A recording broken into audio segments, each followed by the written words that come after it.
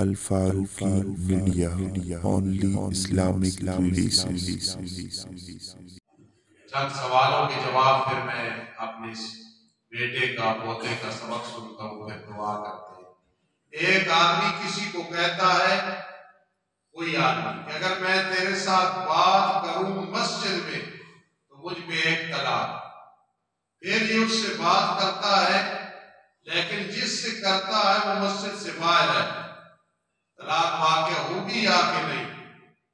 अगर ये मस्जिद में है और अगला जो है वो बाहर है, इसने कहा था मैं बात करूं तो तलाक वाक़या हो जाएगा।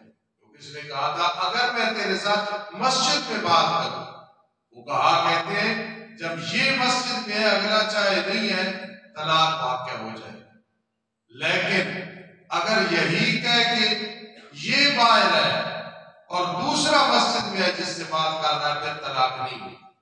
यानी कहने वाले के लिए मस्जिद कैद है, जिसके लिए कहा है उसके लिए मस्जिद कैद नहीं।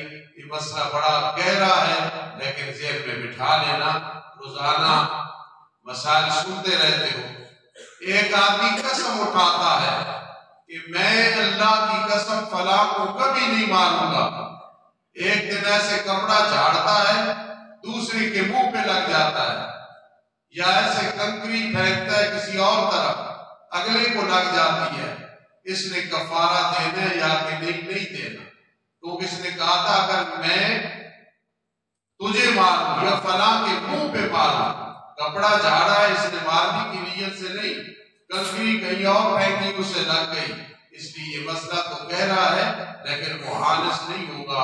कफारा के गुलाम आजाद करे, 10 मिस्कीनों को कपड़े पहनाए या 10 को खाना खिलाए या कम से कम 3 रोजे, ये हानिस नहीं होगा। एक आदमी कसम उठाता है कि मैं किसी सवारी पे सवार नहीं होगा, फिर बीमार होता है बच्चा या भाई कंधे पे उठाता है। ये तो आप भी समझ गए होंगे, क्योंकि वो कंधे सवारी नहीं है, हानिस नहीं होगा। हाँ, अगर ये कहता है न किसी जानवर पे, न किसी इंसान पे, न अपने बेगाने पे, फिर कंधों पे बैठेगा चाहे बीमारी की हालत में, फिर हानिस हो जाएगा, कफारा उसे देना पड़ेगा।